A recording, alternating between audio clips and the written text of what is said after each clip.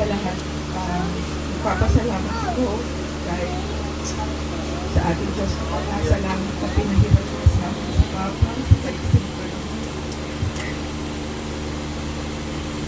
Sa 45 years na pinangalan ko, kapiling ko, at tatay ko na bahal po namin siya.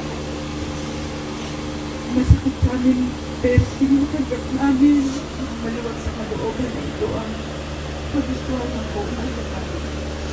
At nagpapasalamat po kami sa mga pamaluwag ng buhay sa amin. At nagpapasalamat ako sa lahat ng sakripisyo at pagmamahal mo sa amin, sa ating pamilya, sa pauunawa, at sa lahat po. Hindi ko naman kayo makapalimutan.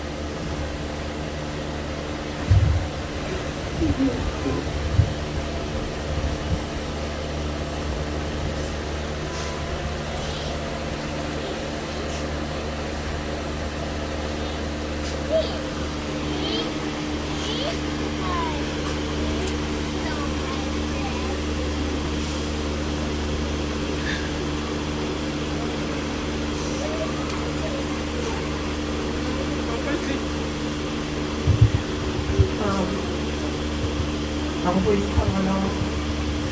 Anak ni Papa. Ako po yung pinakapalayo.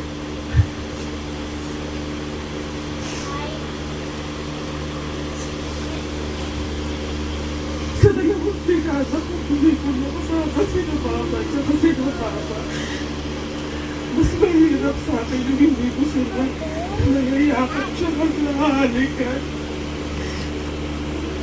Pero yung baong pagmamahal, lakas, saka inspirasyon para magtrabaho sa ibang bansa. Kasi alam ko, maganda yung dahilan.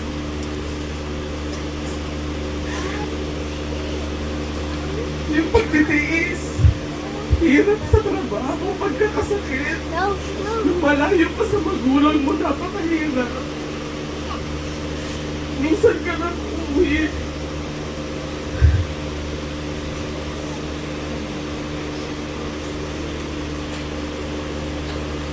Pero hindi, yung pinabaon niya kasi sa akin, nakasama ko po sila ng 3 taon sa Canada. So, alam kong bawin-bawi na yung mga panahon na hindi ko sila nakasama. At nakasama nila yung pamilya ko, ang anak ko at ang asawa ko na wala ngayon. Na alam kong mahal na mahal din siya. Ito pong picture na to, kasal po namin yan.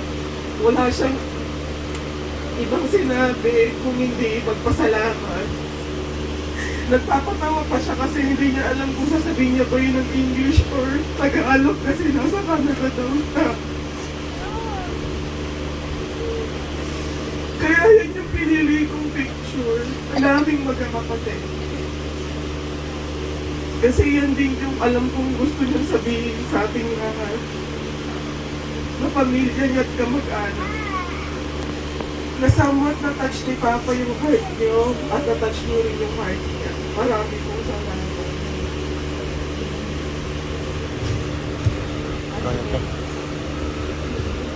Kapatid.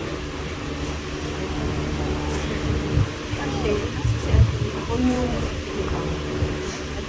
pangatlo sa magkakapatid. Sa loob ng 2 months na na-bedridden siya. Isa ko dun sa nakasaksi ko kung paano nahirapan siya. Sa tuwing nilalagyan ko siya ng engine. Masakit sa akin, pero kailangan kasi dun lang siya makain. So,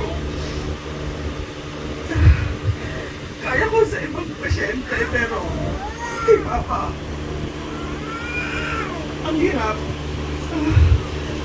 Lagi pag-uwi ako galing trabaho, pagod. Lagi kong tinatanong pa, kumain ka na ba? Kahit alam kong gutom na siya, sabihin niya ng oo. Kahit alam ko naman yung oras ng kain niya. Tapos lagi siya